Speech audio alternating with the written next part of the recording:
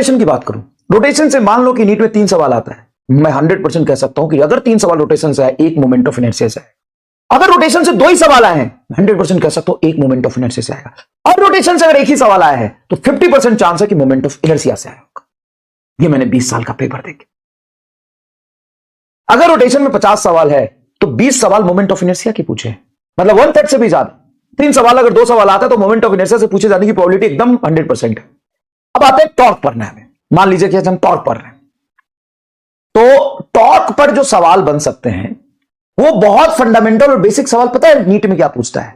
अगर मान लो 10 साल में रोटेशन से 50 सवाल आए, अगर 50 या 40 सवाल आए मान लो ऑन एन एवरेज, तो पहले 20 सवाल तो रोटेशन का मोमेंट ऑफ इनर्शिया का हटा दो। अब बचे हुए मान लो 10 सवाल टॉर्क पे आए, तो 10 में से 30 सवाल डायरेक्टली टॉर्क पर बेस्ड क्रॉस प्रोडक्ट से आए कि एक फोर्स दे दिया, आर दे दिया, क्रॉस प्रोडक्ट करके टॉर्क बताओ, छोड़ो झंझट।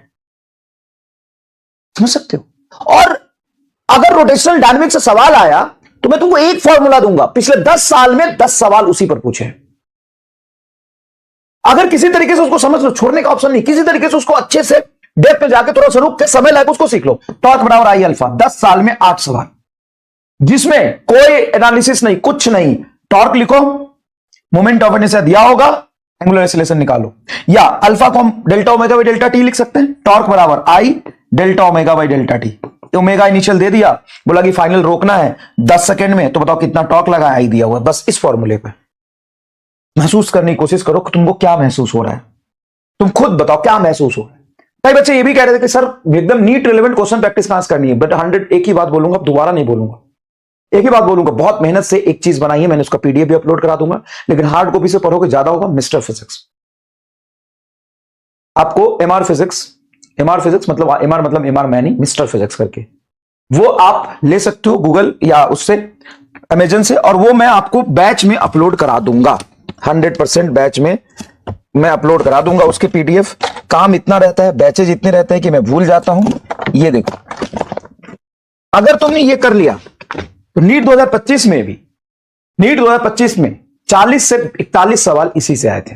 नीट 2025 में, नीट 2024, 22, 23 के 100% सवाल यहां से आए थे। ये पूरे मतलब नीट का जो पैटर्न है, नीट की जो चीजें हैं, उसकी एनालिसिस करके इसमें क्वेश्चंस डाले गए हैं और बनाए गए। समझ लो बात मेरी आप, उसी से बनाए गए। तो इसका पीडीएफ भी मैं अपलोड करा दूंगा। तुमको कुछ नहीं करना, यहां से कंसेप्ट पढ़ो, चीजें सीखो और यहां से सवाल लगा लो। 100% तुम्हारी सब कुछ कवर हो जाएगी। ठीक है, जब ये चैप्टर पूरा हो जाएगा तो मैं इसी से काम करूंगा, लाइव लेके मैं क्वेश्चन होमवर्क देके डिस्कशन किया करूंगा। ये अभी से शुरू कर लेते हैं, अभी तक रोटेशन तक हम आ गए, आधा 11 से ज्यादा हमारा 60% 11 खत्म हो जाता है रोटेशन तक, 60% 11 हो गया। काम करता हूं, सब लोग पहले ये हार्ड कॉपी ले लो या मैं सॉफ्ट कॉपी अपलोड करा देता हूं। अब इससे मैं होमवर्क दूंगा, अभी नहीं 5 दिन बाद से। प्लीज सब भरोसा रखना, जल्दीबाजी मत करना। इससे मैं आपको पीडीएफ अपलोड करा दूंगा, चाहो तो हार्ड कॉपी ले लो, ये ज्यादा सही रहेगा। इसका आंसर इसमें है, और जिसमें डाउट होगा मैं होमवर्क डिस्कशन क्लास में करूंगा।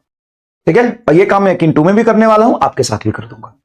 ठीक है, इससे क्या होगा कि आपकी 100% पूरी तैयारी हो जाएगी। जैसे मैंने बोल दिया कि मोशन एंड स्ट्रेट लाइन का ये 50 क्वेश्चन मार्क करा दिया, और ये 50 क्वेश्चन मैं लाइव डिस्कस करूंगा, यकीन में भी और तुम्हारे साथ भी। ठीक है, समझ में आया बातें? क्लियर है एकदम? चलो अब हम शुरू करते हैं आगे की कहानी।